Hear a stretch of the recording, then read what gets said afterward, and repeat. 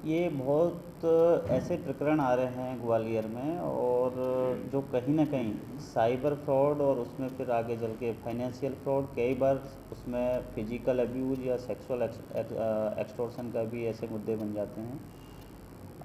Gwalior cyber team लगातार इस चीज़ में हमारी तरफ से एक जागरूकता अभियान चलता है, लोगों से संवाद होता है, आपके माध्यम से भी हम लगातार मैसेज छोड़ते हैं।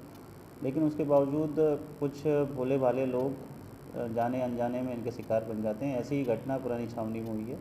एक महिला को ऑनलाइन अप्रोच करके उसको एक नौकरी का झांसा दिया गया। नौकरी के झांसे के साथ उसमें जैसा कि महिला ने एफआईआर के प्रतिवेदन में बताया है कि उसको लगभग 5 से 6 महीने उसके साथ सेक्सुअल एक्सप्लॉयटेशन किया।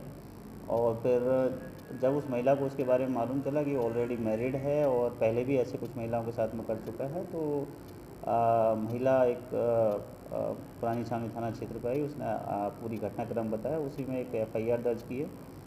अब इस चीज़ में जो इन्वेस्टिगेशन का पार्ट है, हम बड़ा ये देख रहे हैं कि कहीं ये आदमी हैबिचुअल तो नहीं है, कहीं और भी किसी के साथ इस तरह की हरकतें तो नहीं कर चुका। वो इन्वेस्टिगेशन का पार्ट है। अभी एफआईआर करके जो आरोपी है उसको गिरफ्तारी के जो टीम लगी हुई है। लेकिन सबसे इम्पोर्टेंट चीज़ जो मैं फिर आपसे दोहराना चाहूँगा कि किसी भी तरीके से जब तक आप जांच नहीं लो, परख नहीं लो और उसकी सत्यता की जांच ना हो जाए, किसी भी बहकावे में नहीं आए, छलावे में नहीं आए, साइबर फ्रॉड के शिकार ना बने, क्योंकि उससे सब तरीके से शारीरिक, मानसिक और इकोनॉमिक तरीके से आदमी का शोषण होता है। और ऐसे लोगों को कहीं ना कहीं रोकना पड़ेगा और सतर्क रहना पड़ेगा। जागरूकता ही इसमें एकमात्र उपाय है। हाँ। सर, गुलाब खटीक ने जो ओएलएक्स पर विज्ञापन डाला है, इससे मेरी पहचान इसकी नौकरी के विज्ञापन दिए हुए विज्ञापन के द्वारा हुई है। इसने मुझे नौकरी का झांसा दिया कि मैं तुम्हारी सरकारी नौकरी लगवा दूंगा और मेरे घर रहने के लिए, मेरी औरत मर गई है और मेरे घर रहने लगो, मैं तुम्हारी सरकारी नौकरी लगवा दूंगा। और इसके झांसे में मैं आ गई। इसने ना तो मेरी नौकरी लगवाई और ना ही मेरे को कहीं रहने के लिए भी इसने मेरे को बहुत ज़्यादा परेशान किया। मेरे मर्जी के खिलाफ इसने मेरे साथ कई बार गलत काम किए और बहुत ज़्यादा मार पिटाई की। मेरे 20-25 हज़ार रुपये खा लिए, मेरे कान के से वो गिरवी रखवा दिए। और इसका मैंने जब विरोध किया तो बहुत ज़्यादा मार पिटाई करता था। और कुछ दिन बाद मुझे मोहल्ले वालों से, इसके मोहल्ले वालों से पता चला कि इसकी पहले से ही 2 पत्नियाँ। तो मैं अपने घर लौट कर आ गई और मैं अपने घर रह रही हूँ, तो वहाँ भी आकर मार पिटाई करता है, जान से मारने की धमकी देता है। घर पर मैं और मेरी माँ अकेली रहती हैं, चाहे जब आ जाता है धमकी देता है, जान से मारने की, मार पिटाई करता है। और कोई मोहल्ले वाले अगर इसका विरोध करते हैं तो उनको धमकी देता है कि तुम पर हरिजन एक्ट लगवा दूंगा, कोई भी हमारे मामले में नहीं बोले। गुलाब खटीक, पुरानी छावनी।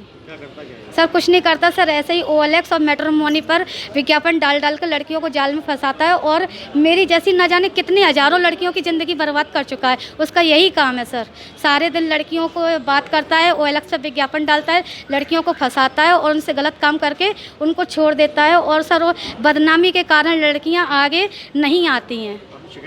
सर, मैंने शिकायत की है, शिकायत बहुत बार की है, लेकिन उसकी कोई कार्रवाई नहीं की।